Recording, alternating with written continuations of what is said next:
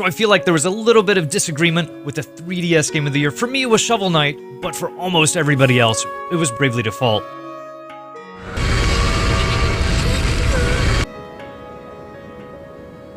Can you hear my prayers? Bravely Default sort of encapsulates so many things that have been missing from the Final Fantasy series. And not that that makes it a great game, but it is a great game with these things. It's got a wonderful combat system. It plays this sort of like risk-reward mechanic where you can sacrifice turns to have an advantage in the future. It's got a great class system as well that lets you, take on different jobs. It's kind of like Final Fantasy Tactics in that regard, the way it handled that. And the characters were pretty interesting. Like a lot of times you get like these same tropes over and over again in RPGs, but some of these characters were flawed, and like you didn't really know what was happening with them a lot of the time. There was really good depth there. I feel that it's a near perfect iteration of the JRPG genre as it stands right now. Like you said, it did Final Fantasy better than Final Fantasy is doing right now.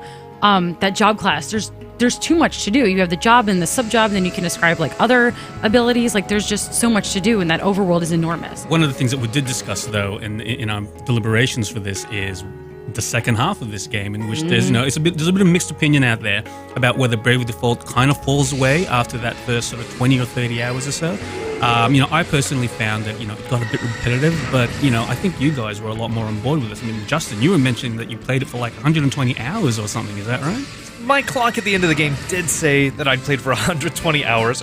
It is a bit of a grind at the end, and there were maybe I left it on overnight once as I fell asleep playing it because I was just sitting grinding. But I mean, that also speaks to that how much fun it is to level up your characters, to unlock new jobs, and just wanting to min-max all of your characters. And I loved bringing all of my guys to max level. By the end, sure, I was tired. I was going to say, that game does what no other JRPG lets you do, and it lets you choose your random encounter rate.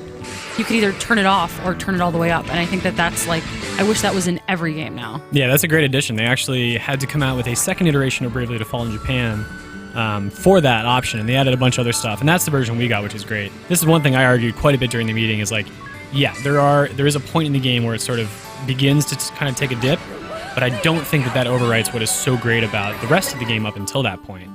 So, the other nominees were wonderful too. We had Shovel Knight, Theatrhythm, Smash Brothers, Professor Layton, but for so many reasons, Bravely Default is one of the best games that you can only get on the 3DS. And it came out almost a year ago, but I know I still think about it. And like you, I really cannot wait to play the sequel. Father, I swear that I'll return to you